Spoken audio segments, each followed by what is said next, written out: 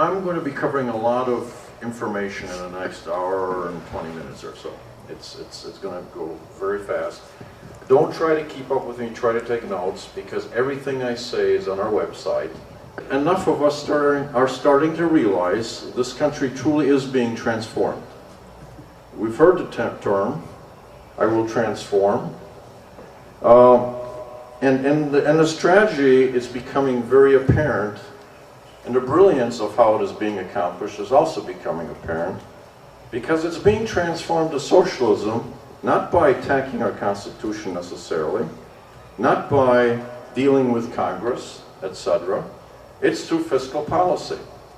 Because what is being done today to us is a dependency class is being created. There's no focus on creating jobs. Instead, the more unemployed, the more dependent they become. You look at food stamp increase, spending, Medicaid, welfare, unemployment, everything is increasing. So we are literally in a situation where, you know, if we're not already there, we will cross over 50% of the population will be dependent in one way or another on the government. And the other, 48% or whatever is the productive class, and they will continue to then redistribute wealth from that productive class to the dependent class, and the dependent class will continue to vote for those in power who are going to be in charge of this redistribution. It's a brilliant strategy and doesn't have to deal with the Constitution at all. And in fact, they're so intent on pulling this off, there isn't enough money to create this dependency class. They're willing to borrow $1 trillion a year and create debt that will indebt us, our children, our grandchildren, and subsequent generations to pull this off, knowing very well the day of reckoning will come down the road and the standard of life of everyone will decrease, but by that time they will have implemented socialism in America, and then it's too late. Now, all of this is actually very well articulated in a book that Friedrich Hayek, a Nobel Prize-winning economist, wrote in 1944. We are on the road to serfdom, and today it's even more relevant. We are well down the road to serfdom. And by the way, he wrote this in 1944 for the benefit of the British audience, because what he was maintaining, that if you keep doing here in England what the Germans did in the Weimar Republic in the 20s, you will have socialism, just like the National Socialist Party, i.e. the Nazis in Germany, implemented, and it always will lead to a totalitarian state with a dictator. So he was warning the British, but obviously the Americans at that time picked it up as well by way of the Reader's Digest, abbreviated version. But look at the road to serfdom, and you will recognize we are well on the way to road to serfdom. Being serfs, basically the government. That's what his conclusion is. Spending and debt starts it, then dependency versus jobs, tax redistribution, equality and social justice, rules and regulations, government and the corporate elite, and loss of freedoms. And now, gun control, freedom of speech, political correctness, right? And freedom of religion is being attacked. We have seen an attack on religion, morality, right from wrong in the public square for quite some time. And personally, that was my first involvement in anything, because that disturbed me and I was trying to figure out, well, how can we stop that? Well, with the Obamacare, the government now has challenged the church directly as an institution. And let's talk Catholic Church specifically, but really all churches are being attacked here. But the Catholic Church has the largest hospital system in the nation. It has the largest social services system in the nation. And other than the public school, it has the largest educational system in the nation. Those are all employees of the Catholic Church. And the government is saying that come August 1, 2013, the Catholic Church will have to provide, against their belief system, contraceptive and abortion services. And that is really an infiltration and attempt to destroy the Catholic Church as an institution. Now, some of you might say, well, Okay, I get it. But what's the big deal about that? Other than it is an attack on freedom of religion, you know, which is freedom of speech. I mean, that's a big deal in itself. But there's something even more subtle but more important going on. And A.D. Lindsay in 1943 captured this very nicely in his book, The Modern Democratic State. And he captured in it that it was perhaps equally important that the existence and prestige of the church prevented society from being totalitarian, prevented the omnicompetent state, and preserved liberty in the only way that liberty can be preserved, by maintaining in society an organization which could stand up against the state. So, between a government that wants to be totalitarian and control more and more of what the people do, there happens to be this issue of an organized church that is organized and is an institution in itself that usually and historically has fought against those totalitarian attempts. So to the extent you can undermine that institution and minimize its impact in the culture and in society, the more you will be able to get closer to basically controlling people. And that's what, you know, governments tend to want to do. So let's talk about socialism, because, you know, some of you might have traveled to Europe and found it a very pleasant experience. You enjoyed the sidewalk cafes, the more relaxed atmosphere. You heard the Europeans probably talk about how crazy the Americans are. We're a bunch of workaholics over here, seem to always want to work and not relax enough in life. So you may say, well, they don't have it that bad in Europe. And by the way, the reason I am doing this, I mean, this is my personal story. My parents immigrated with 3 sons, me being the youngest, in 1961 to the United States. For the simple reason, just like most immigrants come here, like a lot of your forefathers, I'm sure, maybe your parents, maybe your grandparents. My parents came because this is a land of, you know, American exceptionalism, where you can work hard, you can study hard, you have freedom of opportunities, and you can achieve, you can benefit from that hard work, and pass that on. You can do charity, you can do whatever you want in this country. And that's why I'm involved. I mean, this is really my payback, the 3.5 years worth of effort that we've put into this Organizing for America. And we left Germany, which was a socialist nation. I mean, all of Europe is socialized. So let's talk about socialism. And so, you know, Europe didn't seem all that bad. Well, another excellent book, The Church and the Market by Thomas Woods. Thomas Woods also shares and talks about Sweden, which a lot of people think of, wow, that's a utopian socialist nation. Sweden is pretty good. We don't hear that they're like going bankrupt, right? I mean, those sort of southern European nations, etc. You don't hear much about Sweden. Well, let's talk about what happened in Sweden as it was socialized. So it's a cradle-to-grave society, right? No one has to worry about anything. Government takes care of everything. Well, it's destroyed the family unit. 2/3 of the families are single families. 50% childbirth is out of wedlock. The government takes care of everything, cradle to grave. The churches are dead. Just like in Germany, France, you go to any churches, okay? Pastors, priests are paid for by the state. The churches are museum pieces. Tourists go and visit them. They'll even go for services there. And when you do go to service, like I'm a Catholic, I go to Mass there. If I'm lucky, I'll find 30 other people there. And probably half of them are tourists. I mean, that's the extent of the church in a socialist nation. So basically, cradle-to-grave government has destroyed the family unit and has destroyed the morality in the church. So you might say, well, okay, what's the trade-off? There are always trade-offs, okay? So do we have a higher standard of life? This is the shocking thing in this book. It blew me away. The average Swedish family's standard of living is lower than people on welfare in this country, and that is a fact. I mean, this is perfect proof of how the free market and capitalism works, is better than any other system in the world, and how our poor are really not all that poor relative to all the other world's poor people. And as a job, working for a big corporation, I traveled extensively for 10 years in Latin and South America. And I can tell you, without a doubt, I mean, our poor, well, matter of fact, one of the countries I traveled to was Puerto Rico on my first trip. I asked, why are all these men standing around during a work day? I mean, what's going on here? Is this like a holiday? I said, no, they're all on welfare. I said, and they're happy with that? I said, you should see how they were before.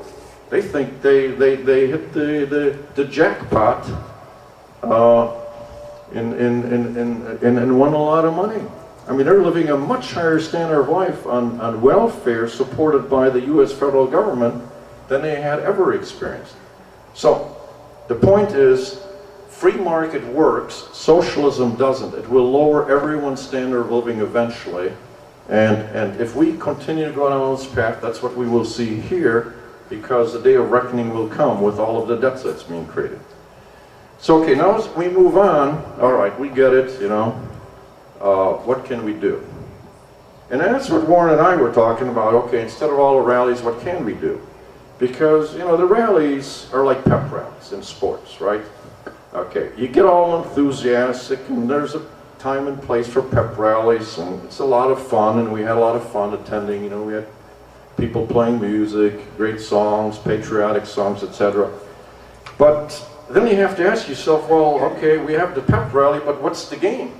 I mean, you know, for football, you have a pep rally, you play the game called football. Soccer, same thing. Well, the game in politics is called neighborhood organizing. We call it neighborhood organizing. Some call it precinct organizing. Some call it community organizing. It's all the same thing. But that's the game in politics. If you want to impact policy and politics, you have to play this game.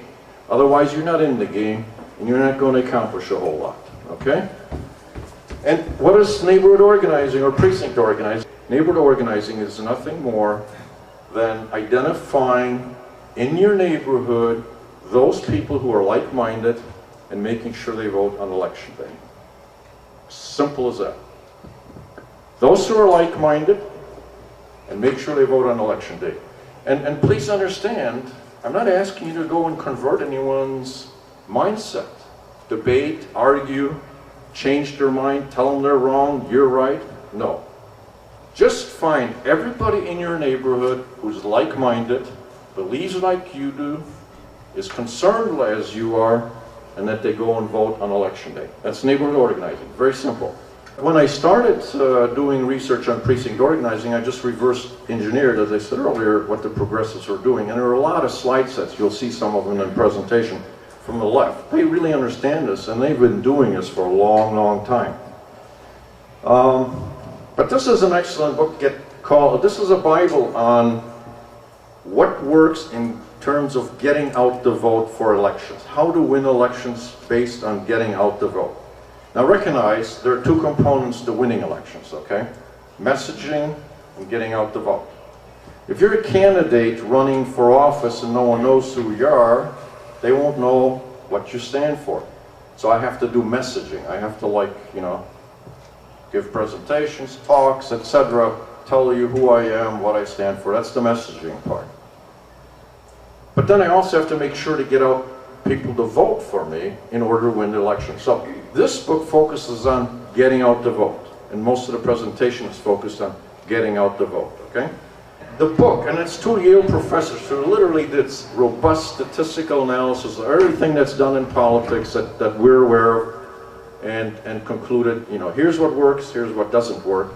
They conclude this neighborhood organizing, going door to door in one's neighborhood, is in fact the most effective thing you can do to make a difference in politics and policy impact. Lobbying and money cannot buy that kind of return on investment. And I'll have some specific results to share with you. Now, Howard Dean understood this in the Democrat Party, and he really ramped up their community organizing when he was in charge, although they'd been doing it all along. And you can see election by election, state by state, precinct by precinct, door by door, vote by vote. We're going to lift our party up and take this country back for the people who built it. In June of last year, we sent out a newsletter And what I did benchmarking of what the left was doing. And it's simply, I had a daily Google search with keywords, precinct organizing, community organizing, those kind of keywords. And so I got daily hits back of newspaper articles from around the nation. I printed out the key ones. And then I sat down and digested them all and put out a newsletter. Our June 2012 newsletter was intended to forewarn all of the liberty organizations around the country and individuals of what they were doing, so that we could, you know, hopefully between June and November do more of what we needed to do to win elections. And what they were doing, and it's all right in front of us if you bother to look, is they were precinct organizing, community organizing. That's where the primary effort was. What we learned is the grassroots plan for the progressives was to build a permanent infrastructure of getting out the vote. They had unpaid Obama organizing fellows, a lot of times college students. They took time off from college but got college credit for being Obama organizing fellows. Okay? They actually got college credit for doing this. So they left college to become a fellow, and they went around the country to teach other people how to become community organizers and do neighborhood organizing. Okay? So there were thousands of neighborhood teams throughout the nation. There were 900 actual organizations, committees, or campaigns, all linked together across the nation using one unified database, voter database. The other thing that we saw in the press releases is the unions were very much involved, not surprisingly. AFL-CIO spent $400 million, but more importantly is it wasn't being spent on advertising, glossy mailers, phone calling. It was spent on voter mobilization, meaning going door to door. Another article talked about the AFL-CIO directing more of its funding on building a permanent infrastructure for year-round mobilizing. SEIU, at its 2012 convention, revealed they will recruit, train, and mobilize 100,000 of its members as leaders who will in turn reach out to friends, neighbors, and coworkers. That is the definition of a community organizer. So they are building a permanent machine to do organizing and getting out the vote.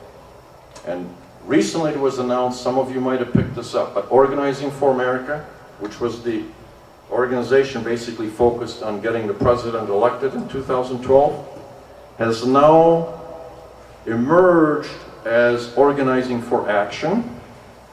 That same network, it's a 501c4 now, and it's open for contributions from anyone. And Walmart already has made a multi-million-dollar contribution to that 501c4. C4, 501c4. So Walmart has made a significant multi-million-dollar contribution. So the word is going out to corporations, money is welcome here, and it's basically the same organization that got him elected, which is now turning into advocating for change. Instead of what we see with our side, the GOP with its campaign managers going from election to election, from campaign to campaign, the other side, the progressive side, is building a machine. A mobilization machine in neighborhoods to get out the vote, and then between elections to advocate for change and, you know, write letters, call, do all of the things you can possibly do between elections to get your way. We need to teach people how to become activists. In essence, again, you know, being an engineer, I worked in research development. My job was to innovate, but before you innovate, you have to look at what's out there already, right? No sense reinventing wheels, bicycles, cars. They're already out there. Look at what the best practices are, and then figure out how you can come with some new novelty, how you can come up with new and improved of whatever is out there. So in terms of becoming activists, we basically reverse engineered everything they're doing. So I read, you know, Rules for Radicals by Alinsky, right? And I read some other books, etc. And we capture that on our website as well. Now, I'm not covering that today, okay? But you can go to the website and there's a tab that says Call to Activism, and it will tell you exactly what you can do under education, under media, under neighborhood organizing, or neighborhood meetings, and et cetera, et cetera. But the point here is, while our side runs from campaign to campaign with its candidates and campaign managers, these guys are building a machine that take over this country and socialize it. So what do we need to do? Well, again, shamelessly search and reapply and do what works. We need to do the organizing ourselves and get out the vote and become activists between elections, form coalitions with others. And as I said, what you're going to now see in terms of, as I get deeper and deeper into the details of what neighborhood organizing entails, each and every one of you can do this in your neighborhood. It's simple, it's easy, it doesn't require a lot of time. Because all you need basically to do this in your neighborhood is you need some volunteers. I'll tell you how to get them. You need a walking list. And this is basically working off the Secretary of State or your County Board of Election voter record, right? And from that, you're able to identify whose homes are likely to be like-minded, because I don't want you to have to, encounter a lot of people who are not like-minded. And if you do, you don't argue with them, you don't try to convert them and tell them how wrong they are and they don't see the light. You just thank them, apologize for, disrupting their dinner or whatever, and you move on.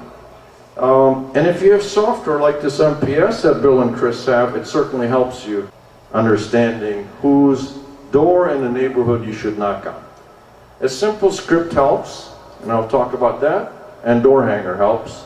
I'll talk about that. So this is all you need, basically become your own self-appointed neighborhood organizer. And as an aside, a lot of people think, well, gee, I need to be appointed by one of the parties, don't I? I mean, these are like precinct captain positions in the GOP, for example.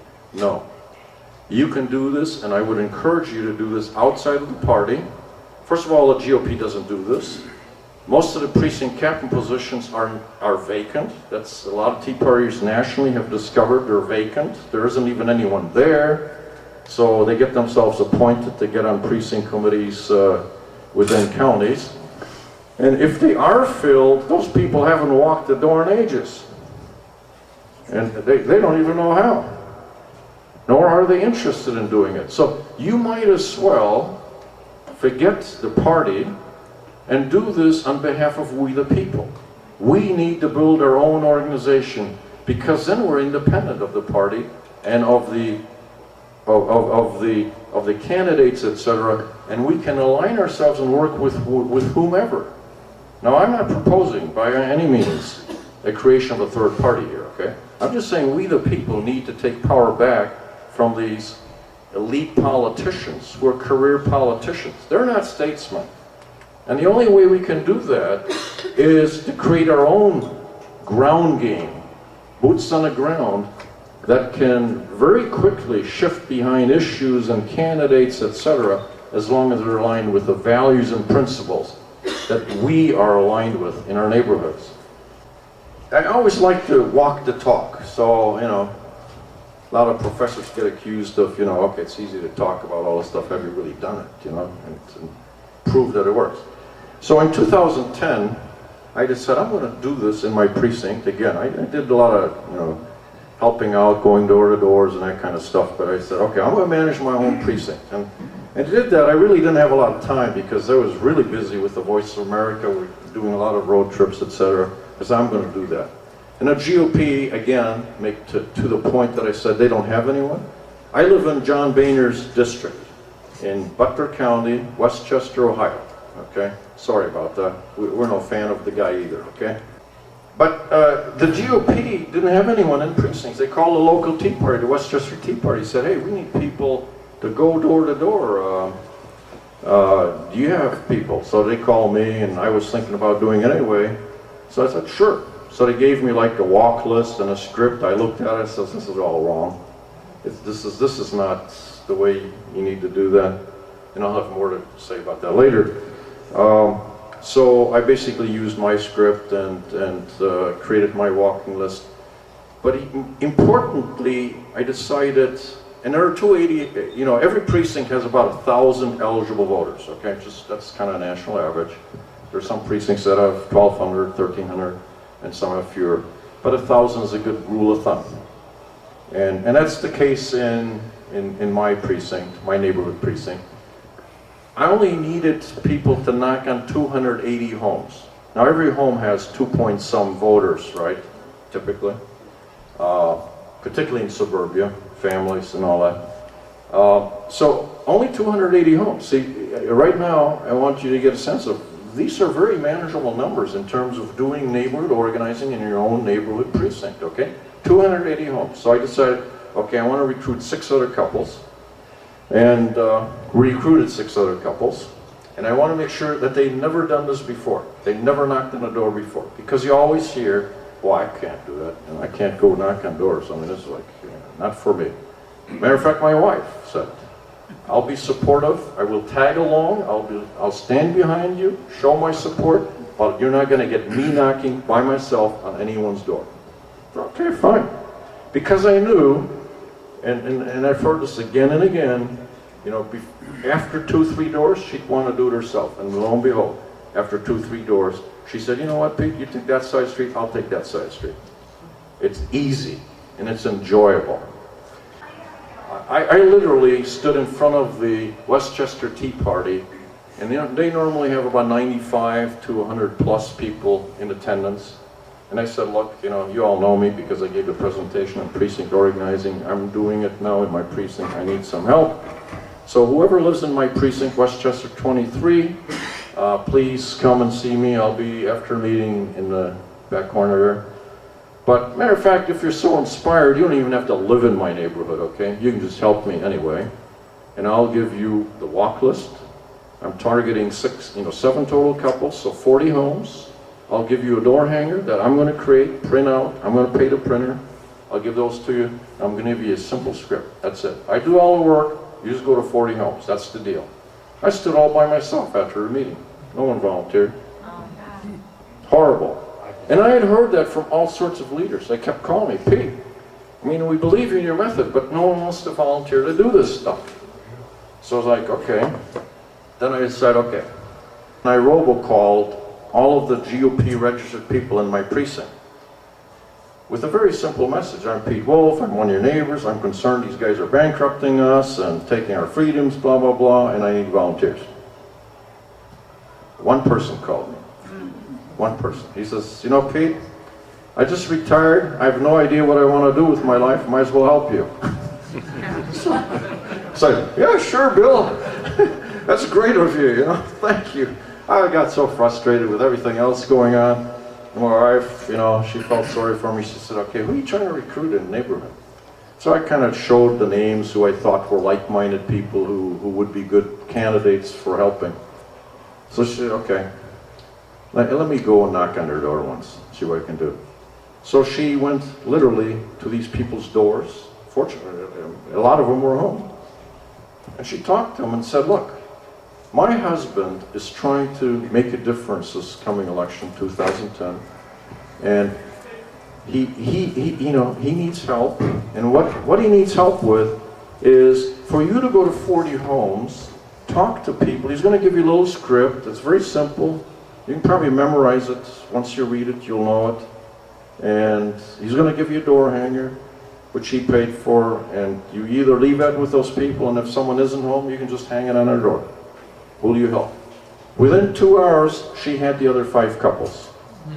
Within 2 hours. So the lesson learned is, you personally have to ask people. And the second most important thing is be very specific in what it is you're asking them to do. And the less, the better, right? And because a lot of people, when you ask for help, they think you're trying to get them to run a new organization, okay?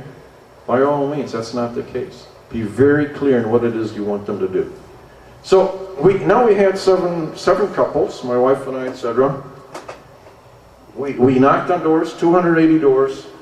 We increased that turnout relative to the 2006 election by 32%, more conservative voters. That's 114 more voters. Now this is not a statistically significant sample, but certainly it's a good anecdotal example with clearly an impact that's totally consistent with a statistical analysis and get out the vote, etc. in terms of this works, okay?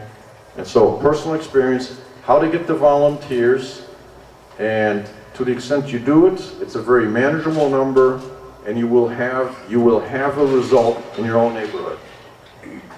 Now here's the thing that really blew me away. I was so busy, and I work for a consumer products company. The best feedback you can get are unsolicited consumer comments. So these 6 couples helped me. I forgot to ask for feedback. So these are unsolicited consumer comments. These guys sent me feedback without asking for it, never having knocked on doors before. And they said, overall it was a positive experience and it got to be relatively easy to do once I got through the first few homes. Everyone has butterflies. I have butterflies when I go to the first or 2 homes, you know, and it's been a while. I wonder, like, wow, God, they're going to eat me alive or something, you know. But once you do the first 2 doors, then it's like you get back in a flow of it, or, you know, you do get into a flow of it, you realize how enjoyable it is, and in fact becomes enjoyable. Here's another one. I saw 35 out of 39 homes assigned in the past 2 days. I was thanked by many homes. This is quite common.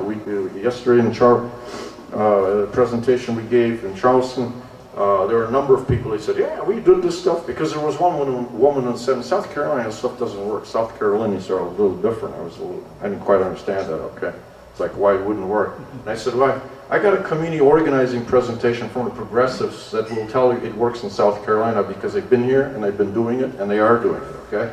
And then some others raised their hand and said, wait a minute, I've done this neighborhood organizing stuff in my neighborhood. It works, and I thank you. It's a pleasant experience. Of the 17 that were home, I got 15 yeses. Probably half the people I spoke with thanked me. So you get the sense. Now, why does neighborhood organizing work? First of all, and the bottom line is really because not everyone votes. Unfortunately, we saw that again in 2012. I mean, it's appalling that Romney got fewer votes than McCain. So our side didn't come out to vote. And it was equally, I think, caught everyone off guard. It totally discredited all the talking heads and the experts on television that despite what they were saying that the other side was demotivated and they wouldn't come out, their side came out in higher numbers than in 2008. Because they knew how to mobilize that base.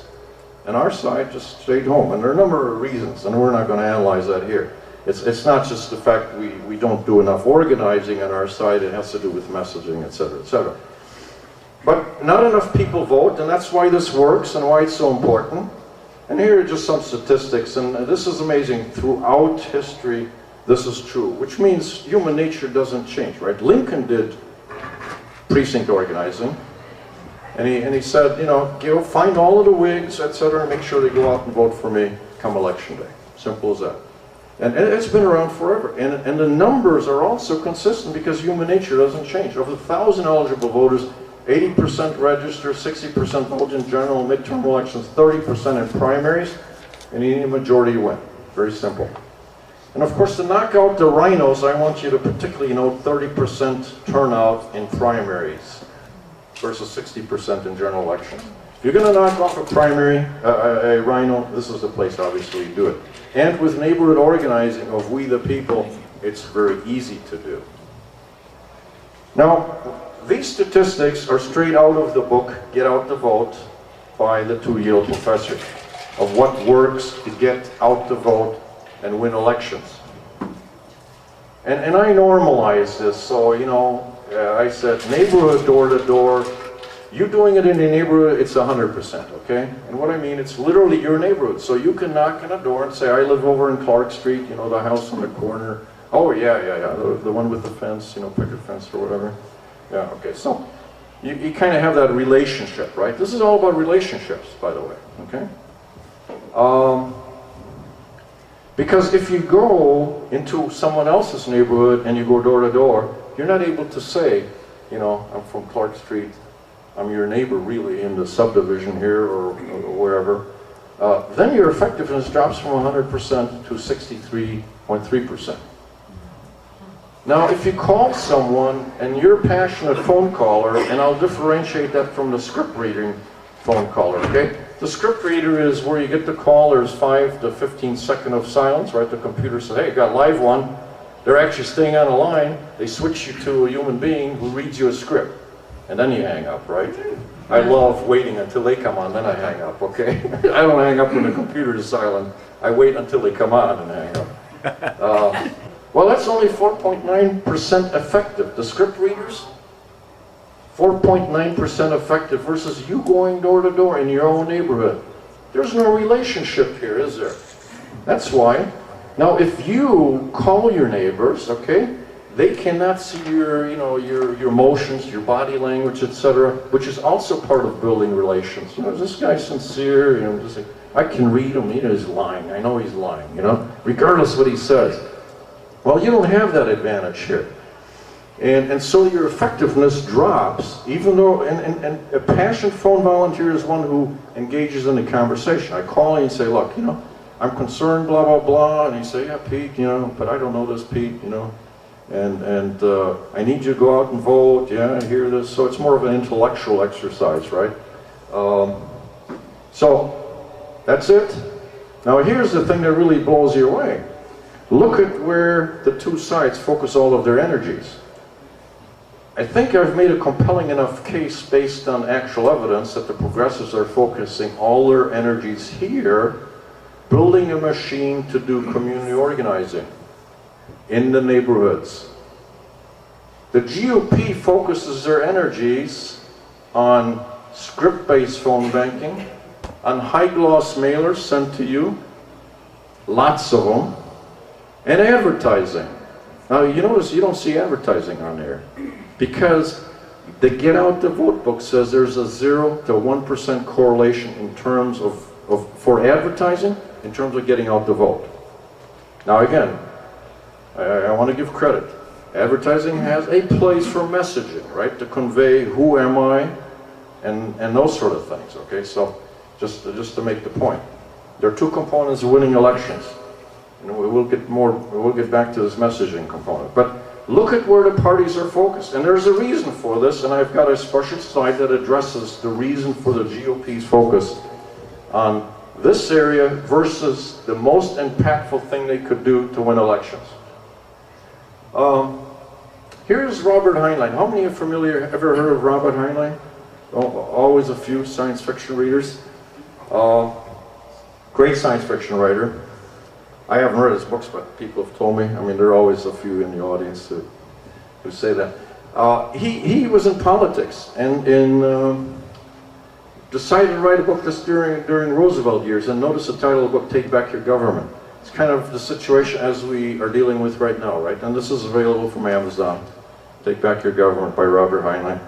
And actually, there was a gentleman last night in Charleston who had read this book as well. He said, this is like one of the best books on campaign management that he's read. It's very comprehensive and very readable. It's not like a boring read, because Heinlein, obviously, is a good writer. He wrote science fiction, and he makes it really entertaining. But it addresses every aspect of campaigns. But he concludes, okay, remember at all times, the votes are in the precincts. Club meetings are primarily to arouse and hold together your volunteers. Rallies are for morale building, and it isn't hard to get adherence to your cause. Either they're already on your side or it can be switched. I would suggest these are the people, when you knock on their doors, they're independents, they're busy raising a family, busy working, and haven't really paid much attention. You give them a little education, and they can easily be switched if they thought maybe they were for the other side. Once they hear you talk, concisely stating what the issue is that concerns you, why they should be on your side. And Heinlein in 1946 recognizes volunteer campaigns should not cost much. Elections are not won with dollars. This is exactly the same conclusion which is in the second edition of Get Out the Vote by these two Yale professors. Same conclusion, decades later, things haven't changed. Heinlein goes even further and says, Napoleon says in war, Morale is to the physical a 3-to-1 advantage. And you know, we can relate to that in football games. We know how important emotions are. That's why you have pep rallies, get everyone worked up. And emotions throughout a game, to get you all the way through the game, are extremely important. And sometimes you see ebbs and flows in games because one side loses their emotions and feels like they're going to get defeated. And suddenly they surge back. He says in politics, it's not just 3-to-1, it's 10-to-1. And this is what's been so motivating working, you know, and giving presentations to liberty-loving individuals throughout the country. Because you guys are all passionate. You wouldn't, you know, take a Sunday afternoon and come here if you weren't passionate. And we see this all over the place. Our side has a lot of passion. The other side employs like Acorn. They're paid people. They have no passion when they knock on doors and try to get out the vote. But yet it works. Okay, but it lacks the passion. So we have a tremendous advantage over the other side if we just start doing it. Just a comment, since this section deals with what is effective based on the Get Out the Vote book and anecdotal evidence, etc. I want to address what's not effective, voter registration. I was immensely disappointed leading up to the 2012 election. This is true in Ohio, and I really got into this religious freedom issue. As I mentioned earlier, you know, my first activism, let's say, was in the context of, you know, the morality being taken out of public square and replaced with secular humanism, modernism, call it what it is, basically state religion, okay? Because there cannot be a void. Something has to fill that public square. And so it's going to be what the state believes is the mode of operation. And it was concerning.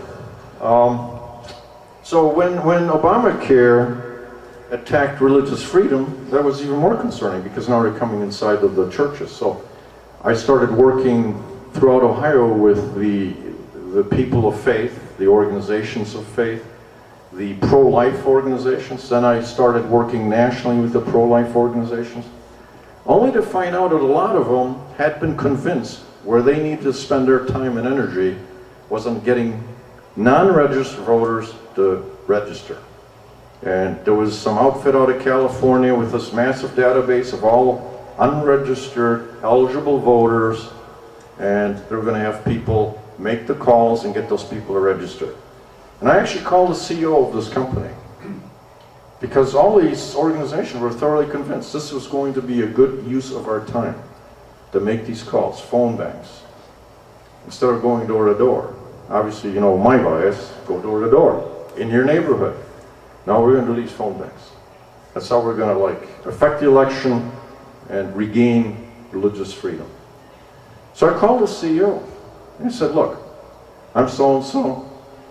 I see you've convinced a lot of these organizations to do phone banking using your database, etc. What statistical evidence do you have that proves that registering unregistered eligible voters works?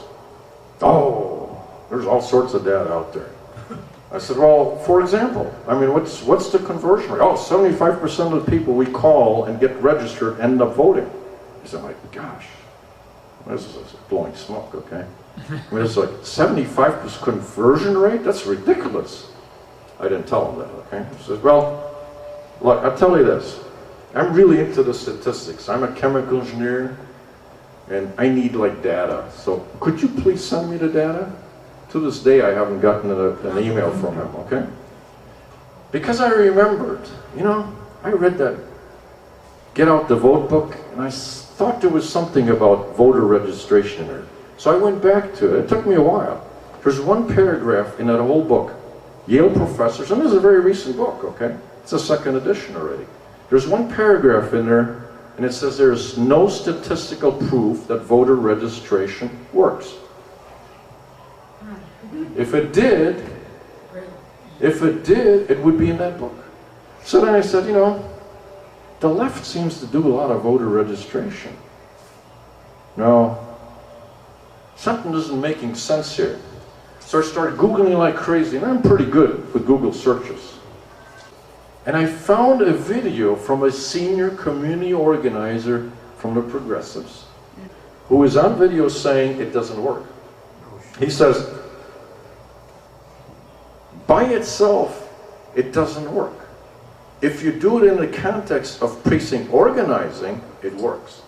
So what does that mean? By itself means if I call you out of the blue and you have not taken the time to get yourself registered to vote, and I get you to register, or if I catch you in person in the mall and I help you fill out the form and say I'll take it in and all this, now you're registered, okay?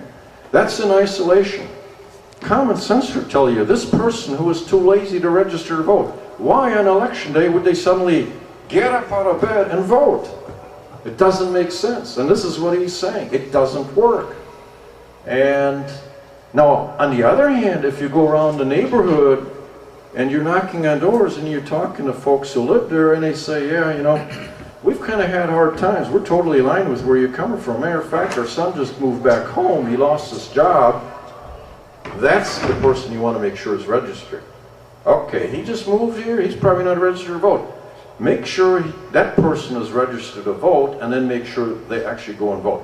That's voter registration in the context of precinct organizing, and this community organizer knew this. Now, just as an aside, why does the other side focus so much on voter registration when it doesn't work? Because they do register like crazy. I would maintain, based on all of the information I've seen, all the readings I've done, it has to do with voter fraud. Because there are a lot of people, they will register and then know, actually, who's the guy who goes around undercover you know, he took down Acorn? Huh? Vertus or something like that. You know, that young guy? You know, he and his prostitutes took down Acorn. Pseudo-prostitutes, right? Okay, well, actually, he made the point. Because he walked in on some representative's campaign and talked to the son of the representative and said, you know, I'd like to, I can deliver 100 votes, but, you know, help me understand how to do this, you know. So he was alluding to voter fraud. And he validated everything I've read and everything I've seen and how this is done. And basically, the bottom line, after those two were conversing, and the son of the representative, the House of Representatives, kind of started coaching him and said, well, yeah, but first call these people and make sure they don't go and vote. So, in other words, let's register lots of people, then call them and ask them, do you intend to vote? Find out who doesn't go and vote, and then get people to go and vote for them. And how do you get people to go and vote for them? Well, they talked about that as well. It's on the video, okay? You can Google it. James O'Keefe, you can Google it. This was the most recent one that I saw that he did undercover. And the son of this House of Representative guy, he got fired from the campaign. You know, they go through the motions, and he'll probably be back in the next campaign, but at least for a moment he got fired. But on this tape, James O'Keefe is told, okay, first call these people to make sure that they're not going to be at the polls, because that could cause a problem, right? Because the poll workers are like, hey, so-and-so voter already, who are you? You know? Then you got to run out of there real fast.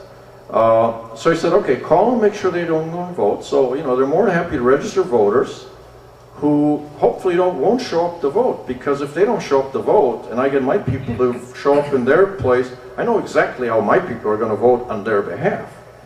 And now, how do I go in there and verify who I am? In most states, you know, if you don't have voter ID with pictures, right? In Ohio is this case, you bring in a recent electrical bill or any kind of bill, and they're very easy to forge. Well, our side is not into voter fraud, guys. I hope not. But, you know, we get sort of like caught up with this, we need the voter registration. But I got the senior community organizers saying it doesn't work. Anyway, sorry to spend so much time on it, but the reason I do is because we wasted so much time on it leading up to the election. I mean, we had all sorts of people who were in charge of this after the November election at the Ohio Liberty Coalition sit up on stage with a mea culpa of what we did didn't work. Well, that's too late, guys, okay? I tried to tell you this before. going into the election, but you insisted that was the way to win the game, and you know, we didn't deliver Ohio, consequently.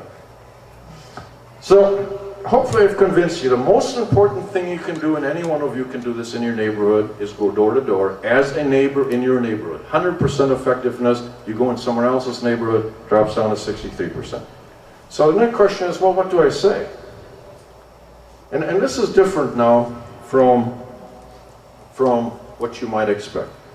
Because we kind of advocate a reach, teach, and send. Keep it simple, in other words, okay? And this is what I used in my precinct, worked like a charm, increased the turnout by 32%, okay? You knock on the door and say, look, I'm a concerned citizen. I'm concerned that these corrupt politicians, these career politicians, I don't care what party, they're bankrupting us. They're bankrupting our children, they're bankrupting our grandchildren. And they're taking our freedoms away. Is that a concern of yours?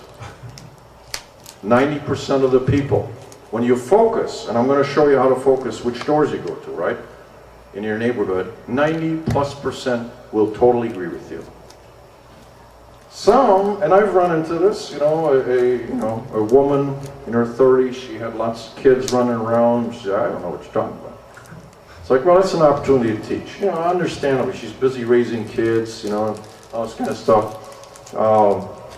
So you talk about why you are concerned. What's precipitating your concern in simple terms. Simple terms. And then you get a commitment to vote. Again, this is just like when you ask a volunteer. You have to ask in person. If you ask someone, once you've made this connection, I'm a neighbor, right? And I'm concerned, you're concerned, now we're both concerned. Ask, will you go out and vote on election day? Most likely that person's going to do that. They feel like they've made that commitment to you, they're going to do that. Now you're going to make sure, because you're going to keep, you know, you may call as you get closer to election day, you flush the list, you go to the, you know, the polling location, you check who's voted already against the record you have of the, you know, in my case, 280 people in my neighborhood, and whoever didn't vote, I got my volunteers to call those folks that they were responsible for and remind them, you know, and say, do you need a car ride? Do you need babysitting? Whatever you need, you know, we need you to go and vote. So it's very simple. And really we're dealing with very fundamental, simple issues that are at stake. See, this is, we need to start macro messaging versus micro messaging, okay? I think that was one of the problems Romney had. He was way too much in the minutia of policy and micro messaging versus a macro message. And that was the brilliance of Reagan. He was able to very concisely and very simply articulate the macro issue. Government is your problem. And people understood that. Now, progressives do this very well. Obama does it very well. Open change. Change we can believe in. I'm for the middle class. I'm here to help the middle class. I'm here to do everything that is right to do. Going forward, Michelle Obama introducing Organizing for America. Change, you know, continuing the change we can believe in. Who can argue with any of these macro messages, right? And he leaves, you know, and instead of getting into details, because I'm telling you, if you go into the details with these people going door to door, their eyes start glazing over, right? In terms of, are you for guns? Are you for abortion? Against abortion? Or whatever? You know, let me fill out the survey. I mean, their eyes will glaze over. They're not going to get emotionally engaged to the, you know, but they certainly are if they understand the macro issue. And I would maintain, I mean, there was a point in time when all these micro messages worked. That was decades ago, okay? And the campaign managers are continuing to use what worked decades ago today. With what's at stake today, we're not dealing with micro issues and individual policy issues. We're dealing with a country that's going to become a socialist nation if we don't stop this progression. And government is your problem again. You know, that's the macro message. And we can engage a lot of people with that macro message. And I proved it in the precinct in 2010. And in fact, polling proves out the point I'm trying to make. January 31, 2013, Pew poll. 53% of the people say the federal government threatens their personal rights and freedoms. They did this like Pew, you know, I don't think they're quite like Rasmussen, you know, they're like more neutral or maybe left, I guess. The number was only like in the 30s a year or so ago. It's really ramping up quickly. People are starting to grasp what's going on. And we need to take advantage of them. We need to engage them emotionally and mobilize them with the actions that work. In Rasmussen, April 2012, 92% of the voters favor strict limits on government to protect the individual. This is the silent majority. You've got the silent majority that's out there who are starting to wake up, or if they haven't become aware of what's going on, can very quickly become aware with you going door to door as a neighbor and making them aware of that and engaging them intellectually and emotionally. Couple things. Going door to door is not a cold call, as I keep saying. You know, in sales, you're not trying to sell anything. And so, you know, in sales, if you ran into someone who disagreed with you, then you would quickly go into sales mode and try to say, you know, why they should be for whatever you stand for versus what they believe in. That's not it at all. You're just looking for everyone who's like-minded in your neighborhood. Let's talk about phone banking. This is the volunteer phone call. Okay, this is not the script reading, you know, where the computer makes the call. Got a live one. Okay, now I read the script. This is a person, say a Liberty Organization person, making a call. And what we have seen, and we've got a lot of feedback, and this works even for robocalling. Robocalling, by the way, has 0% effectiveness in getting anyone out to go and vote. 0%. It's lower than advertising, which is 0 to 1%. They said they don't have enough statistics to prove that. Okay. So robocalling. But what we have seen and learned is robocalling can be effective in growing your organization. And volunteer phone calling can be effective in growing your organization, so you get more volunteers, obviously. Okay? And it's basically, you inform people that you exist in their community. And I was telling this to Ralph Krauss. He's a avid Tea Party leader, Northwest Ohio, 75 years old. And he had been involved in politics and helping the GOP for a long time, going door to door. And as he learned our methodology, particularly the messaging aspect of it, he said, you know, this makes a lot of sense.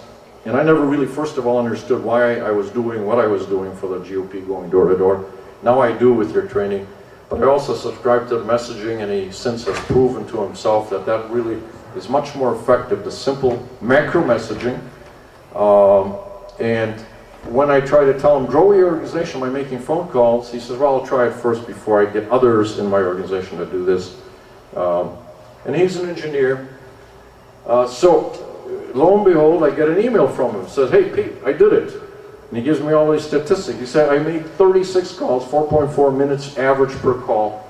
I connected 15 calls, and 11 of the 15 I talked with were interested in joining my organization. Not only were they interested, they said, I'm going to bring my neighbors, I'm going to bring my friends, I'm going to bring my relatives who feel the same way. I had no idea you guys existed in my community, and I'm going to come check you guys out. And he kept recruiting. Every meeting he would ask, who's here? And he did this also with robocalling. He tried both methodologies. And every meeting he'd say, who's here because I called them, or I got a robocall, you know, and 5, 10 people would stand up. And I said, well, did they come back? Okay, so they came to the first meeting. Oh yeah, they came back. So, you know, they just weren't aware. Now one thing, this is kind of interesting, it's a very small sample, so statistically totally, you know, not usable, but he got a 42% completion rate. When you go door to door in your neighborhood, or even if you make volunteer phone calls, you get a 50% connection rate. So expect half of the people not to be there. So either go back, okay, or you can leave a door hanger. Preferentially, you go back. Now the volunteers who worked for me, I was amazed. I didn't tell them what to do, okay? I gave them a door hanger. I said, look, you can leave that for people, or you can just hang it on the door if they're not home. Well, most of them insisted on going back. I said, by golly, it's so much fun, and I got thanked, you know. So when they weren't home, I just went back the other day, tried it again. And I kept doing it until I got them home. and it's also interesting, his 50% completion rate goes way back in history. I mean, I read these books, you know, like from Highline and so on. He's talking about 50% completion rate. So we haven't gotten more mobile than our forefathers, you know. They had carriages, they could walk, right? So a couple points, additional points in terms of this macro messaging versus the micro messaging, okay? Again, people tend to glaze over when you get into all of these issues and policies, and it's like, you know, I'm sick of politics and all this kind of stuff. Whereas the macro message engages them with what's really at stake. You know, fundamentally, this is what's going on, and it needs to be stopped. When you go around with a nonpartisan macro message, and I'd keep it nonpartisan, you have a sustainable movement. So this can be a we the people neighborhood movement, boots on the ground, that is principle and value based. This is what we stand for. We will support candidates who adhere to this. We will support issues that adhere with these principles. Candidates come and go, right? But these principles and values don't come and go. So you are totally sustainable, and you become a movement. And see, this is what progressives are doing, right? They're going from organizing for America to organizing for action. They're becoming a movement. Like it or not, they're becoming a movement for change. The other thing out of this book, which kind of blew me away, it caught me off guard, was in terms of getting out the vote, it doesn't matter if you're partisan or nonpartisan. It doesn't matter if you say, hi, I'm from the GOP, or I'm for John Adams, you know, the candidate, I need you to go out and vote. Or you say, you know, I'm concerned about this country, these guys are bankrupting us, I need you to go and vote for the candidate who most closely adheres to those principles and values. And by the way, here's a nonpartisan voter guide. That's nonpartisan, right? And what the book says, that is just as effective as getting that person out to go to the polls and vote as any of the partisan messaging. Okay? So you can literally go around on behalf of lots of different candidates with your nonpartisan voter guides where you compare them all, okay? You can do this for the state house, senate house, etc. For general election, compare, you know, the one party versus the other party guy. Hand it out, it's nonpartisan, you're not taking sides, and you're saying, here's what we believe in, this is what you believe in, I need you to go and vote. Okay? And it's just as effective as giving them, you know, here's the voter guide from a GOP. As a matter of fact, people are so sick and tired of politics and politicians today, a lot of them are just getting turned off. They don't want anything to do with it. So the less political you can sound, the more neighborly you can sound, the more effective you're going to be. Here's a nonpartisan door hanger, because a lot of people have asked, you know, gee, we're a nonpartisan organization. A lot of Tea Parties have registered as a 501c3, right? They're particularly concerned about, well, how can we go around? Oh, by the way, at least in Ohio, this is the case. Warren and I had a meeting with the Secretary of State's lawyers in Ohio. Now, this may be different in South Carolina. But we got talking about nonpartisan versus partisan, and when do you have to file reports and all this kind of stuff, or form a political action committee. And we said, and I gave him a hypothetical example, and I was stunned with the response. I said, what if a bunch of neighbors get together and say, you know, hey, Warren's running for office, why don't we like support him? Go door to door. Let's print out some door hangers on the printer and just go door to door in the neighborhood. Help Warren. Oh, you have to file, you have to become a political action committee. You have to file a report so Warren can record all of the in-kind contribution. You use the printer, you use paper, you use printing. You're going around advocating in a partisan way. You can't do that as a nonpartisan. So that's another reason why you want to go nonpartisan, in nonpartisan messaging, nonpartisan voter guides. And lest you believe that a door hanger has to be quite neutered when you go nonpartisan, let me show you one. And I used this one in the last election in my precinct. Say no more to big government. Vote for candidates. Here are principles.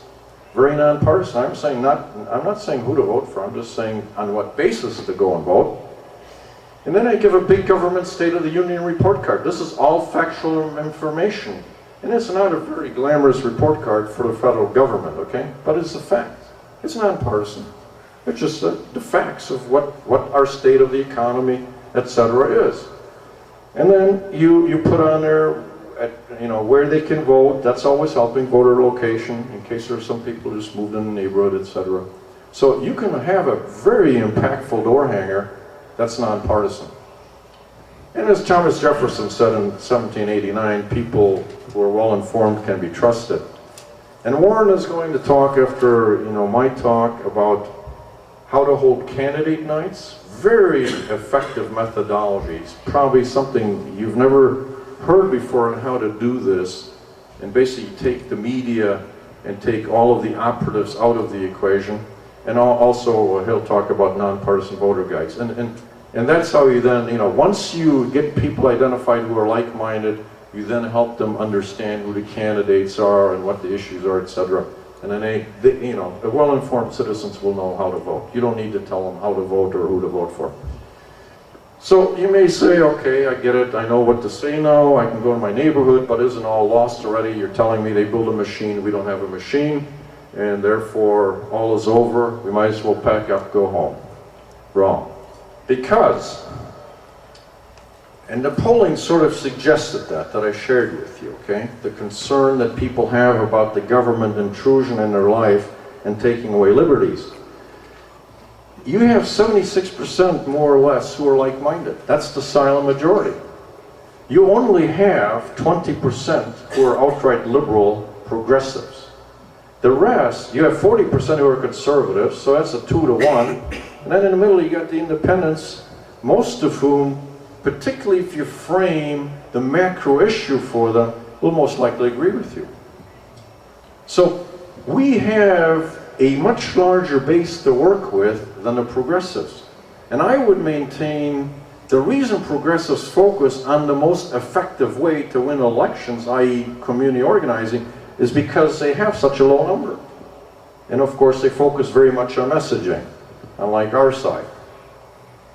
Romney went around promising jobs, corporate experience, I know how to create jobs.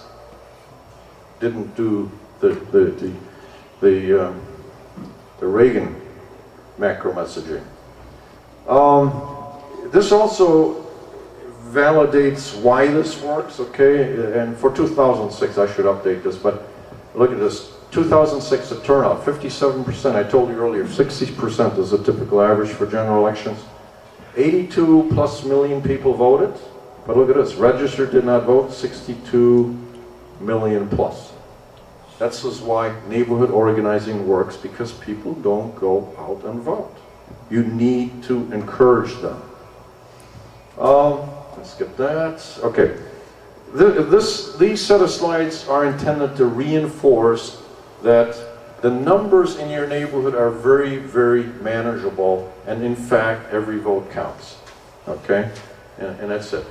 I'm not going to go through the analysis, but if you run through the numbers of what you need per precinct to win, it's 231 votes. It's easy. I knocked, my volunteers knocked on 280 doors. There are 231 votes. I can win a precinct. If I get clobbered in a precinct by 60-40, i.e. my opponent got 60% of votes, I get 40%.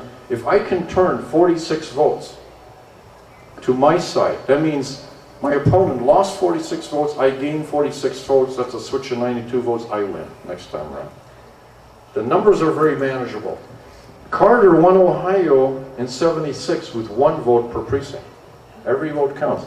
The hanging check phenomenon in Florida, 537 votes for the whole state. Okay?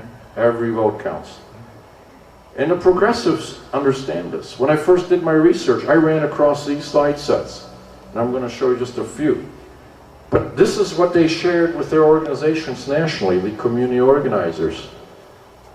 Look at this. If we had 10 more Democratic votes per precinct in these states, we win those states.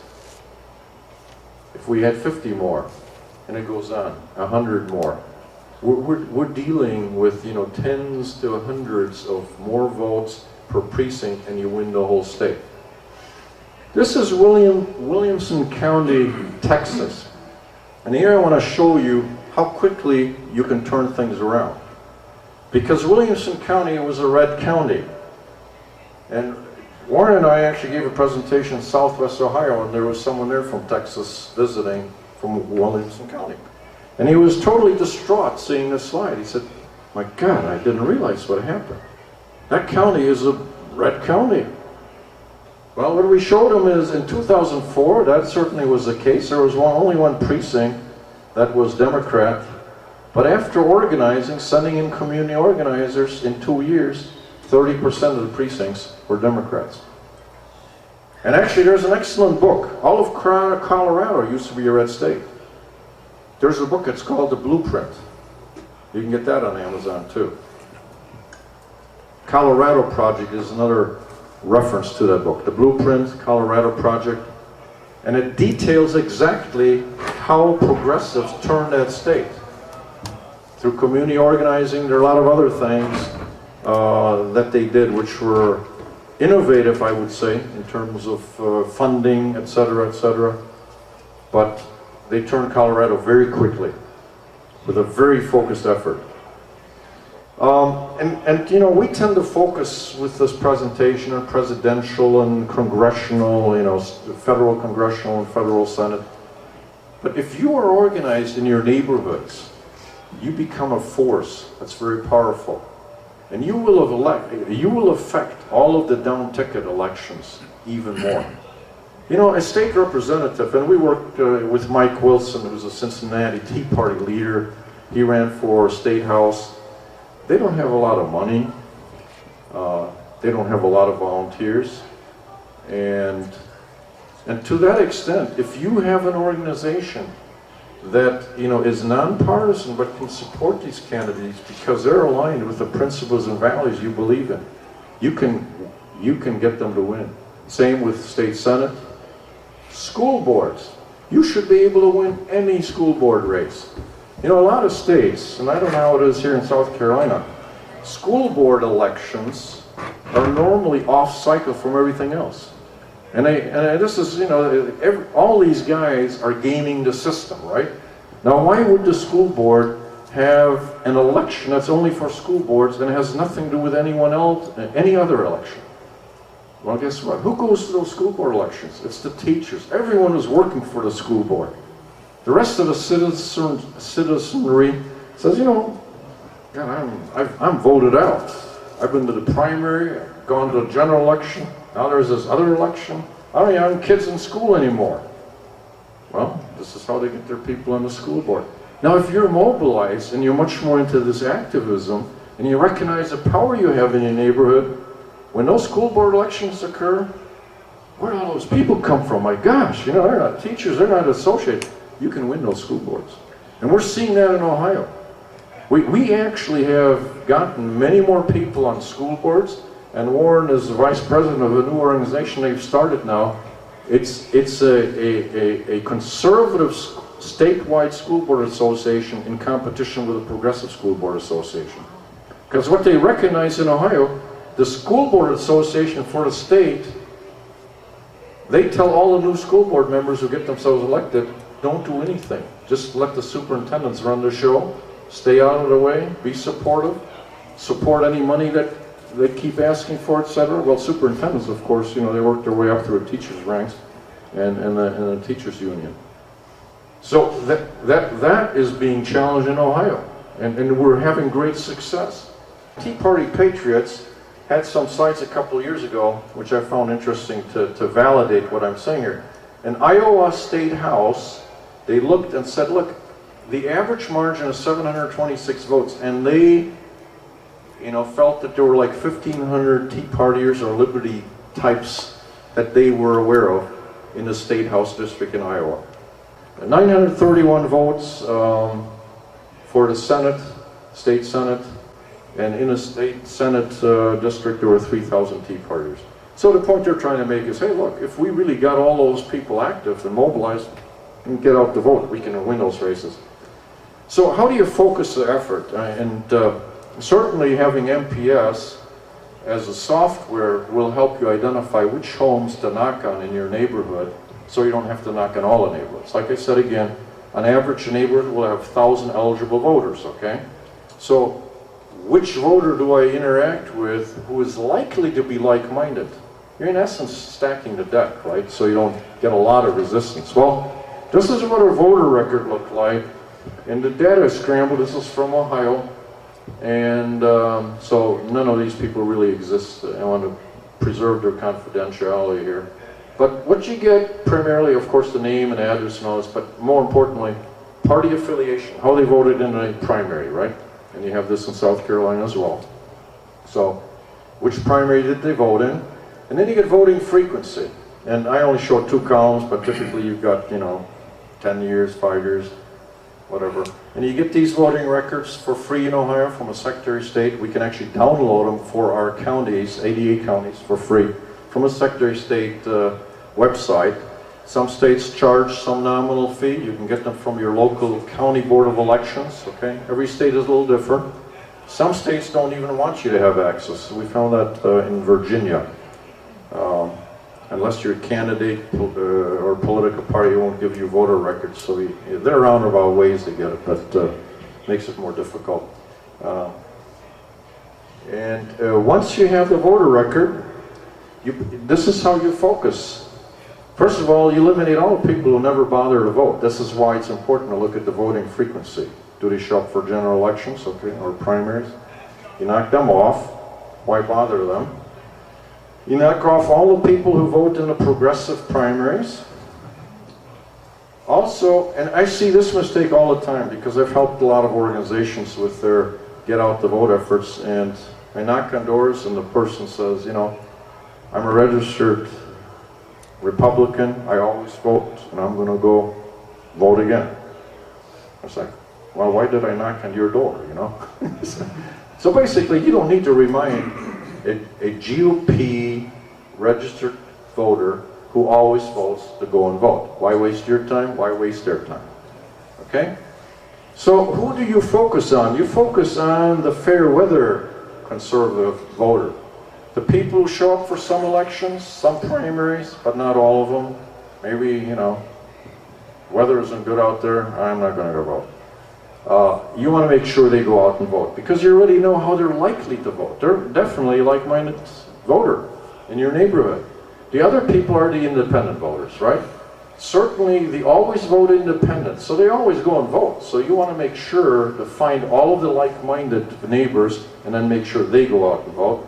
And the same thing for the sometimes independent or swing voter, okay? And most of those are likely going to agree, again, based on experience, on the macro messaging of what's at stake here, okay? This country is being bankrupted, our freedoms are being taken. Are you like-minded? You need to go and vote. We'll get you a voter guide so you're more informed on who the candidates are, what they stand for, and you can count on their votes. And you're going to run into some who lean progressive, in which case, again, like I said, you don't argue, debate with them. You say, thank you, sorry for having bothered you, and have a good day. That's it. Now, to give you a specific example, and this is precinct Westchester 37, just a little north of me. And let's just focus here, because this is immaterial, other than, 1,000 voters, eligible voters, 647 actual voters, and I think this was 2008. But it's interesting, right? 60% in general elections turnout. Here it is, 64.7%. It's amazing. You have 135 Democrats, 287 independents, most of whom are conservatives. This is, after all, John Boehner's district. It's very conservative. 226 Republicans. Okay, to win, I need over half of 647, so I need 324 votes. Let's assume I can have these 226 Republicans. So sometimes, guys, I need to remind them to vote, and then I've got these in a bag. So to win, I only need 98 independents of these 287. Again, the point I'm trying to make, this is very manageable. The numbers go from 1,000 down to tens or hundreds, okay? And to the extent you get some volunteers in the neighborhood, it's easy. In a primary where you knock off rhinos, it's even easier. Because look at this. And again, the startling information, I told you 30% on average is who votes in primaries. Here it is, 32.4% voted in the primary, GOP primary, well, in the primary. Democrats, only 68 showed up. This is why Rush Limbaugh said, Operation Chaos. Go vote as a Democrat, because Democrats show up in lower numbers than the Republicans for their primaries. Register as a Democrat and vote, because in this precinct, you know, you get more than 34 votes for Hillary, she could have won, you know. Republicans, only 113 showed up. So if you get more than half of the 113 to show up for the more conservative, liberty-oriented candidate versus a rhino candidate, you can win the primary. Okay. So I'll skip through these slides. How do I get started? And now I'm gonna, you know, we're heading towards a finish line. Neighborhood organizing, all of this information is on the voicesofamerica.org website, okay? So, you know, I've given you a lot of information. As you digest it, you may have questions. Well, there's much more information on the website in terms of how to do this. There's even a section under approach that gives you step-by-step, literally step-by-step. So when I did this in 2010 for my precinct, I recorded exactly what I did. So that was very helpful to do it and then write down exactly what I did and how I did it and put it on a website, because, you know, you know, versus trying to remember what needed to be done. So that's all on a website. You need volunteers, and here's the step-by-step. So approach is the main tab, and then there's a sub-tab that's a step-by-step, and then you got all this here, okay? And again, you need volunteers, walking list, we talked about that, how to focus that, and a simple script, you know, macro messaging versus glazed eyes, micro messaging, door hanger. We talked about how to recruit volunteers. Ask in person, be very specific what you're asking them to do. And make, you know, and let them know you're willing to do the bulk of the work. I'm going to spend a little time on this, and then forget what's up there. I would encourage all of you to go to the voiceofamerica.org website. On the top right-hand side, there's a February 12th newsletter. We just sent this out.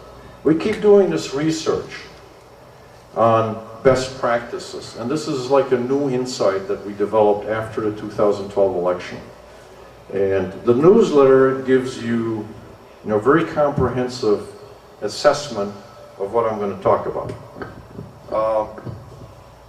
And this speaks to the difference of our side and their side and what they've been doing. How many are familiar with Organizing for America house parties? No, a few people. Not you guys, come on. Okay, they felt obliged, you know. Okay, Organizing for America on their website, you sign up for house parties and you get points for having, or for sponsoring house parties, okay? They have a point system, and for stuff you do, you get points, you accumulate points, and I think somehow you can cash them in, I don't know for what, okay? I've never signed up, but I've known people who've signed up, and it was interesting when we gave this presentation in Florida to the Florida Tea Party leaders in Orlando. There were a number of Tea Party leaders that said, "Oh, we go to those meetings." You do? Well, sure, you gotta go behind enemy lines, right? You gotta see what they're doing. It's like, well, do you like reveal yourself, or what do, you know? Sounds really interesting. I said, well, no, we just go there and ask questions like, where's the money come from? And everyone looks, you know, like, yeah, where's the money? Where are the Obama bucks coming from? So they're just there to create chaos, okay? And Where so, does the money come from? We want to know. the printing press, Federal Reserve printing press. Yeah, we know. I know you know. It's a good rhetorical question, though, okay? No, so here's the thing. We kind of joke about house parties, right? But we don't appreciate the fact that is their secret weapon. And I stumbled on it after the 2012 election because I mentioned I do these Google searches. So every day I get these hits, you know, on precinct organizing, community organizing, etc. And it's like articles about how they're going to continue doing community organizing and house parties and all of this. Then there was an article that talked about Marshall Gans, and I've seen that name before. I said, wait a minute, who's this Marshall Gans? And I was actually on the road, and I Googled on my phone. It's like Gans. I was like, my God, the guy's a Harvard professor. He teaches organizing and how to have house parties. And then I did some more research. I mean, this got really interesting. It's like, he's been behind the Obama campaign since before 2008. He's been responsible for the macro messaging, the transformation, the hope and change. This guy has been researching the effectiveness of messaging and how to grow an organization for a long time. And then I found his class notes at Harvard. They're in PDF form. Marshall Gantz is a Harvard professor, teaches how to do organizing, having house meetings, teaches messaging, linked with the Obama campaign, and has been throughout, and even this most recent election, and they had the highest turnout. They've, I mean, it's amazing the results they've gotten using the Marshall Gantz methodologies. And then, how many have heard of the New Organizing Institute? Okay. Warren kept mentioning New Organizing Institute, and then I started like picking them up in some of my Google searches as well. It's like, who's this organization? So I went to their website. It's like, wow, this looks like a nonpartisan organization teaching on how to organize. And wouldn't you know it, as I dug into the New Organizing Institute, Marshall Gantz is totally behind that organization. They're teaching the organizers, and they make it appear like a nonpartisan effort, and they're teaching their organizers how to organize, and this is the website, the go-to website, where you can see videos, and actually my newsletter, the February 12th newsletter, I got a newsletter link to a video where there is a senior organizer, a woman, talking to new organizers, and it becomes apparent when you watch this 30-minute video that they have come from across the country, and they're already organizing because people know each other, they've done stuff together, and she's teaching them on how to have house meetings. So now let me talk about what Marshall Gantz teaches. And what he teaches is, unlike the conservatives who have meetings like this, informational meetings, hopefully I am intellectually stimulating you, right? Then you go home and get on with your life and business. I've not engaged you emotionally at all. Their side, through these house meetings, they not only engage people intellectually, they engage them emotionally. This is all about relationship building. And it plays right off of what I shared with you in terms of the statistical analysis of what works going door to door. It has to do with relationship building. Why is it more effective when I'm in the neighborhood talking to a neighbor who I really don't know because they're on another street, right? The simple fact that I can say I'm a neighbor and it's legitimate gives us a start to a relationship. And this is what the progressives have been doing for years. They engage emotionally and intellectually. And the way they do that, at these house meetings, they're like Tupperware meetings, okay? And, or these jewelry parties or flower parties, etc. They get people together who they know, so 10 people on average generally show up. That's what I've been able to discern. And they tell stories. And they say, look, I'm an immigrant from Germany to this country, and my parents came here because of American exceptionalism. Hard work pays off. You have freedom of choice. You can get education. You can become and do anything you want to become in this country. You have freedom of speech, freedom of religion, etc., etc. What's your story? Oh, your story. Well, you weren't an immigrant, but your parents were. That's interesting. Why did they come? Oh, same reason. Oh, or your grandparents, right? This is our story. It's like, now we're like engaging, right? We're developing this emotional relationship. And then they start talking about, well, our story is being threatened, and here are the threats. Now you start educating each other, right? Someone's heard this, someone's heard that. And then you start brainstorming about actions. What can we do? It's 10 of us. Well, the first thing, and the way they do this, they bring these trained organizers into catalysts, right? They say, can you have a house party? I'll come. I'll be the catalyst. I know how to do this. I'll help you. And then as you know, Bill is there with his 10 friends, some neighbors, whatever. I pay attention on like who's likely to be an effective organizer in that community because I need to move on to another state. But I'll tell Bill, look, all of your friends here need to have a house party in their neighborhoods and invite friends, and this is how it grows, right? And I'll help them. Okay, I'll get you all started here. Once you get a critical mass, then you're on a roll, right? This grows exponentially, like Tupperware parties. You have a party, you get points, you know, everyone has a party, you have points. I'll pay attention on who the leaders are, who the doers, shakers, and movers are, okay? And I'll make little notes here. And after a number of parties, I know exactly who to go after for volunteers. And this is what they do. Now, I'll give you an example. This is in the video where that's linked from our website, where this senior organizer talks to the organizer. She says, you know, anecdotal example, this will make it come alive. She said, I went into upstate New York to organize. So the first thing I did, I went and talked to the pastors. I said, what are the issues in this community? And I talked to, yeah, that's how she started. And he said, well, we have a lot of temporary workers here. You know, they don't have health care, they don't have a lot of benefits. And, you know, they don't have a lot of job security. Oh, where do they work? Oh, Gillette plant. Oh, okay.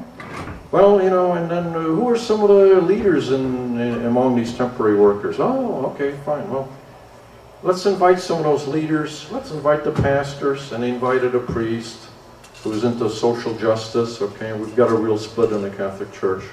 Social justice crowd versus the real Catholicism.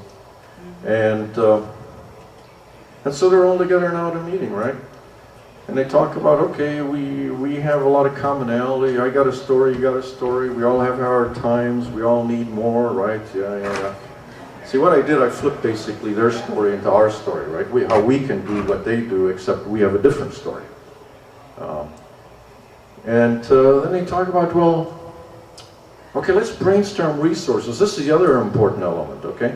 Not only do they emotionally engage each other through these stories, the common story and the common threats to our common story, they then brainstorm about what resources do we have to do anything about this, you know? You may have some connections, you may know a politician, you may have some money. And in this particular case, the organizer says, yeah, the priest said, you know what, Procter & Gamble just bought Gillette. And I own a couple shares of Procter & Gamble stock, and they're having a stockholder meeting. And I'm going to go there. How's that for an idea? Oh, great idea. So he went to the stockholder meeting with 2 of these temporary workers. They sat in the audience, and when question time came, they called on the priest, and he had one of the temporary workers talk in Spanish. She couldn't speak English. She said, look, my hands put food on my family's table. My hands put food on your family's table, pointing to the CEO. I can't even tell you that in English because I don't know English. Within 2 weeks, Procter & Gamble made a $500,000 donation to upstate New York to this community. And as Warren says, probably it goes to the community organizers to do the Spanish lessons, and they're making money on that as well. So this is how they do activism, okay? This is that same organization, how to grow the organization, but how to also be an activist as an organization. And it's on this new organizing institute that Marshall Gans is behind.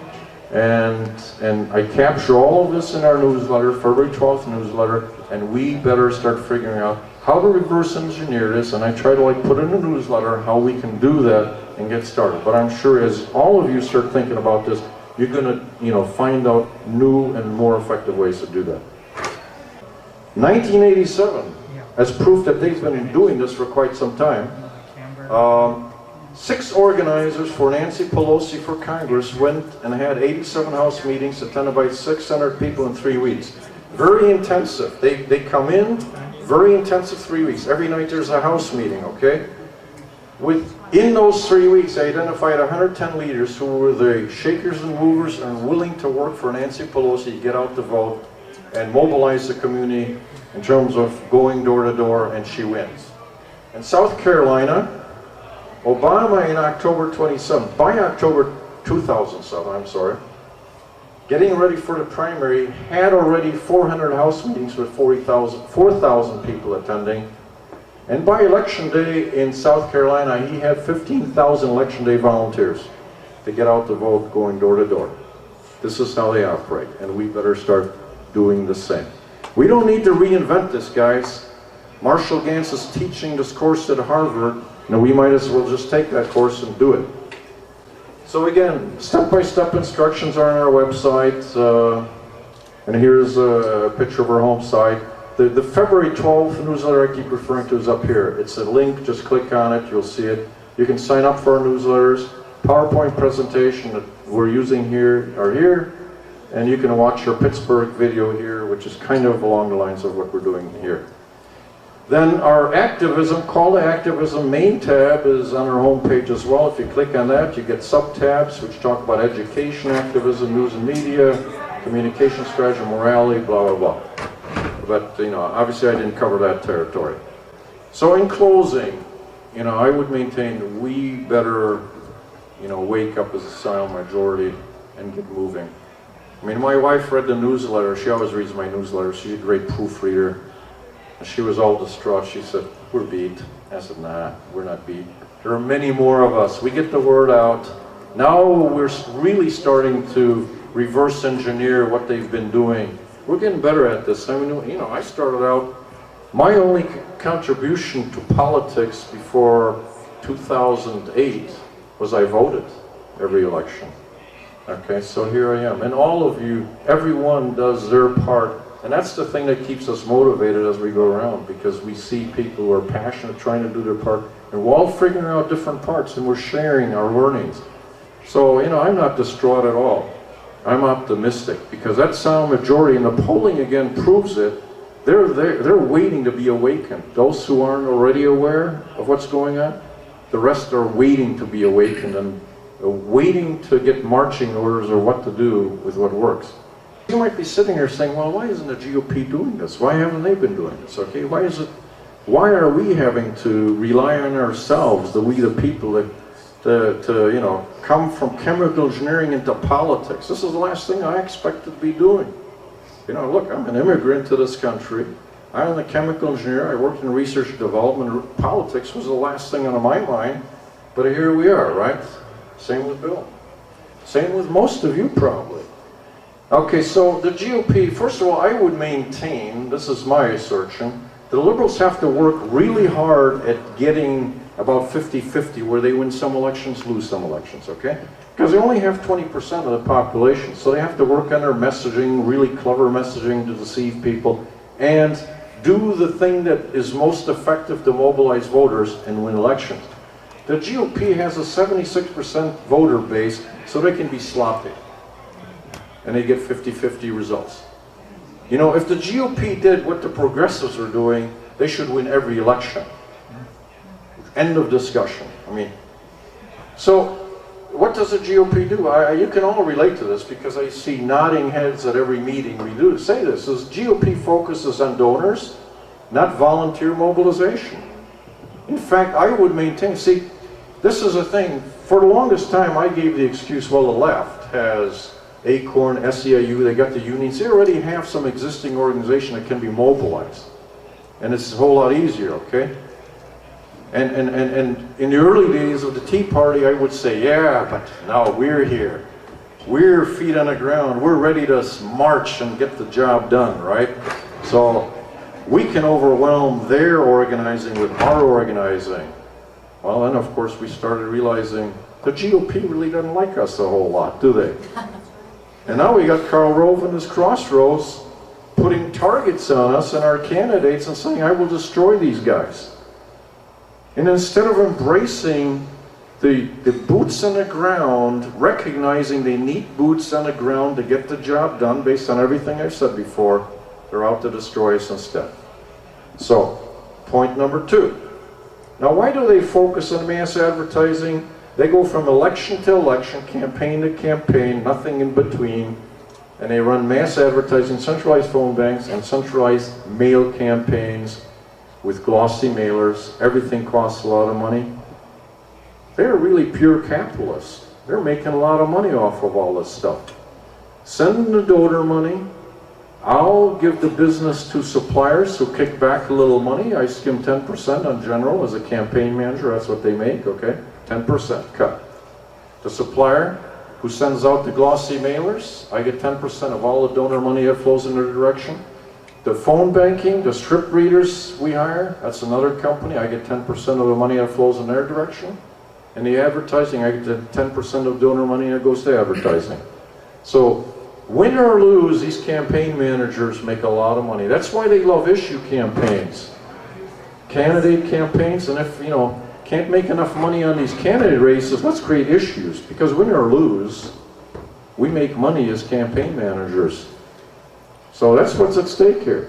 In fact, in Ohio, we had, you've probably heard, we had a healthcare freedom amendment, and Warren was leading the way on this as part of the Ohio Liberty Council or coalition. We got over 500,000 signatures on petitions to put it on a ballot. And then as it got on the ballot, we got convinced that we needed a campaign manager, so we got a campaign manager, a GOP campaign manager to help us win the Healthcare Freedom Amendment in Ohio, which, by the way, passed. But he managed to send out an email to a Tea Partier, which the Tea Party was not to see. And it said he hated working with the Tea Partiers who had put it on the ballot. He said, these people are disgusting. They're demanding, they want all sorts of stuff from me, etc. And then he bemoaned the fact that polling showed that the Healthcare Freedom Amendment in Ohio was polling well ahead and was likely to pass. And this was an email he sent to a colleague in Florida, another campaign manager. And, he accidentally sent it to a Tea Partier, and guess what? It went viral in Ohio to all the Tea Partiers. Not only was he calling us bad names and talking about us in negative terms, but he also showed his true colors. The fact that, boy, I wish this healthcare amendment wasn't so close because we would get more donor money. They don't care if they lose or win. He would have probably preferred that it was polling behind, and that would have pulled in even more donor money. And okay, big deal, so we lose. He would have skimmed this money. This is how the operation works. So anyway, that's an actual example. And then the last slides is, neighborhood organizing, because I'm asking each one of you, and you convince friends of yours, relatives, everybody else, to do the same thing in your neighborhood. You don't need some grand organization to tell you that, okay, you should do this. You can start doing this, and then you start linking up with the other neighborhood organizers and organizations. Before you know it, you're one big massive movement that's organized in your communities. Because it's very simple to do, and just keep in perspective what I'm asking you to do is very simple and is minuscule relative to what other people have sacrificed for this country so we could enjoy the benefits of the freedoms, etc., including, dying for this country. And as Samuel Adams says, it does not take a majority to prevail, but rather an irate, tireless minority keen on setting brush fires. So basically, we just need a critical mass of like-minded folks like us who are passionate to get mobilized, get others engaged and mobilized to do this, and we will win.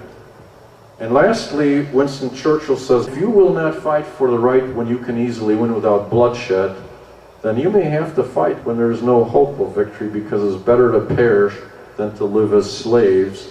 And I refer back to The Road to Serfdom of Friedrich Hayek. Okay, so with that, I'll turn it over to Warren, and thank you for being so attentive.